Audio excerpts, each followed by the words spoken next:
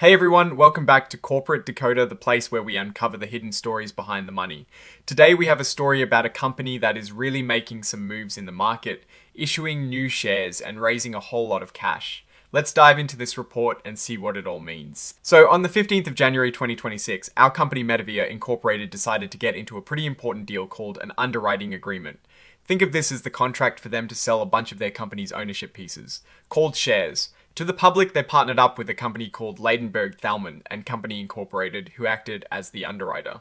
Their job is basically to help MetaVia sell these shares and make sure everything runs smoothly. What is really interesting is how they structured this deal. They sold things called Class A units and Class B units. A Class A unit was priced at $3.1. Each of these units actually came with more than just one share. Imagine buying a bundle deal. With each Class A unit, you got one share of MetaVia's common stock plus some warrants. These warrants are like coupons that give you the right to buy more shares later at a set price. Specifically, each Class A unit came with 1.5 of what they call Series C common warrants and 1.5 of Series D common warrants. Then there were the Class B units. These were sold at just a tiny bit less $3.099 per unit. The big difference here is that instead of getting actual shares right away, you got a pre-funded warrant to buy a share. This is often done for tax reasons or to avoid certain reporting requirements for the buyers. Just like the Class A units, these Class B units also came with those 1.5 Series C and 1.5 Series D common warrants. So these warrants are a really big part of this deal for investors. Now let's talk about these special warrants. The pre-funded warrants had a super low exercise price of just $0.001 per share. This means if you had one of these, you could almost instantly turn it into a real share for practically nothing. They were ready to go right away and would expire once you actually use them to buy shares. However, there is a catch here for these pre-funded warrants. The company put a limit on how many shares someone could own if they used these warrants. You couldn't end up owning more than 4.99% of the company's stock, or if you elected it, 9.99%. This is a common way for companies to prevent any single investor from gaining too much control too quickly through these types of deals. They can change this limit later, but it needs a heads up to the company. Then we have the Series C common warrants. These had a higher exercise price of $3.1 per share. They were also immediately exercisable, but would expire 5 years after the 16th of January 2026. Again, similar to the pre-funded warrants, there was a limit on how many shares you could own through exercising these warrants to keep ownership spread out. The Series D common warrants were quite similar to the Series C warrants. They also had an exercise price of $3.1 per share and were immediately exercisable. These had a shorter lifespan, expiring 2 years after the 16th of January 2026, and just like the others, they had that beneficial ownership limitation to manage how much stock any one holder could accumulate. Now, this is a really interesting detail about the Series D warrants. MetaVia could actually call back these warrants, meaning they could force them to be exercised or expire under certain conditions.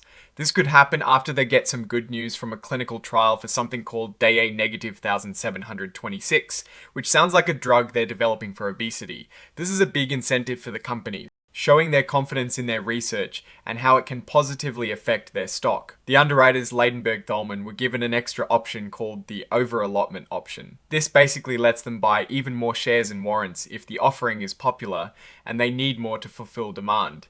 And guess what? This option was completely used up on the 16th of January 2026. This tells us the offering was a big success and investors were really eager to get in. So after all the fees and expenses were paid, MetaVia ended up with about $7.7 million from this whole deal. That is a pretty solid amount of cash injection for the company. And what are they going to do with all that money? They plan to use it for their everyday operations, what they call working capital and general corporate purposes. A big chunk of it is also earmarked for continuing the development of DA-1726, their obesity treatment drug. This shows a clear strategic focus on their research and development pipeline. To manage all these warrants they just sold, MetaVia also made another agreement on the 16th of January 2026. They signed a warrant agency agreement with Equiniti Trust Company, LLC.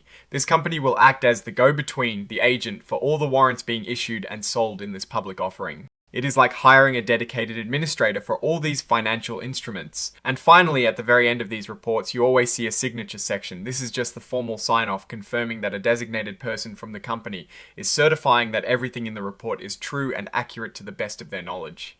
In this case, it is signed by Hong Hong Kim, who holds the important roles of President and Chief Executive Officer. Now, Looking at this whole situation, MetaVia Inc. has clearly made a significant move to raise capital.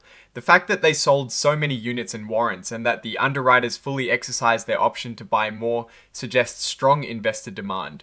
The capital raised will be crucial for their expansion, especially for developing that obesity drug, day -1726. However, like any company issuing new shares, especially through warrants, there is a potential for dilution, meaning existing shareholders' ownership percentage could decrease. The restrictions on beneficial ownership for warrant holders are a smart move to prevent any single entity from dominating too quickly, but it also shows they are aware of potential control issues. The callable feature on the Series D warrants is a positive indicator of management's belief in their clinical trial results and future stock performance. But it is also a way for them to control their capital structure. Overall, MetaVia seems to be aggressively pursuing growth, and this financing is a key step in that strategy. The major risk here is executing on their development plans and the market's reception to their products. Alright, that is our breakdown of MetaVia Incorporated's latest filing. What is your take on these numbers and what they signal for the company's future? Drop your thoughts in the comments. If this analysis was valuable, hitting that like button really helps, and subscribe for more deep dives. Don't forget to check out the Discord in the description. Thanks for watching, see you next time.